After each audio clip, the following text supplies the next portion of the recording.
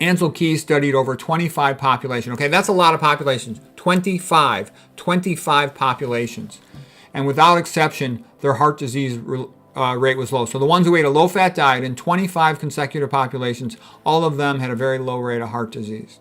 Japanese populations who migrate first to Hawaii, then to the USA, the more they westernize their diet, meaning the higher their fat intake, the more they will get coronary heart disease.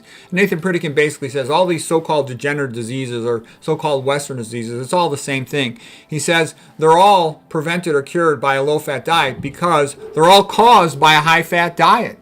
He says when you say degenerative disease, what you really mean is Western disease caused by a high-fat diet. Pritikin would also say the way you divide diets is by the amount of fat. So basically, the school of diet that I recommend based on my extensive experience studying the subject and my personal experience and my patient experience is a very low-fat diet, meaning 10% or less of calories from fat. The most popular vegan diet amongst the so-called experts is what I would call moderate fat. And that'll probably be in the ballpark of about 15 to 30% with all these high-fat foods mixed in there, which I'm not a fan of, you know.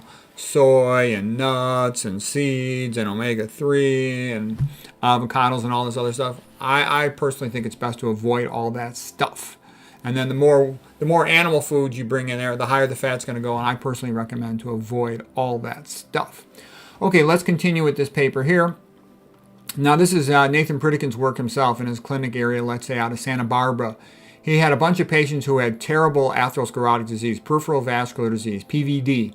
And 38 men, average age of 60 years of age, their arterial stenoses, narrowings, were so bad they could only walk a few minutes on a slow treadmill because of calf pain. That's claudication.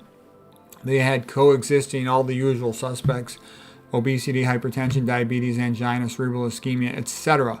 Their average cholesterol levels were between 200 and 300. When he put them on a low-fat diet, 10% or less, they made dramatic improvements. He just put them on the same type of diets that populations all over the world eat who don't have atherosclerosis, meaning about 80% carbohydrate, 10% or less fat, 10% or less protein.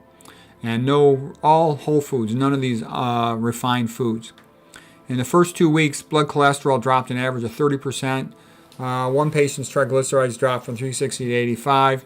And his goal was to try to keep total cholesterol below 130. That's incredibly low. The Framingham study, Esselstyn, just tried to be 150 or less. Okay? And he wanted the triglycerides below 75.